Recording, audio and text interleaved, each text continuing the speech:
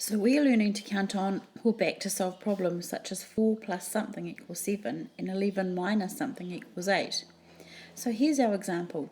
Alien Alf was 7 metres tall. By the end of the movie he was 12 metres tall. How many metres did he grow? So what we need to do is we need to find the difference between 7 and 12. Here we've got our 7 counters.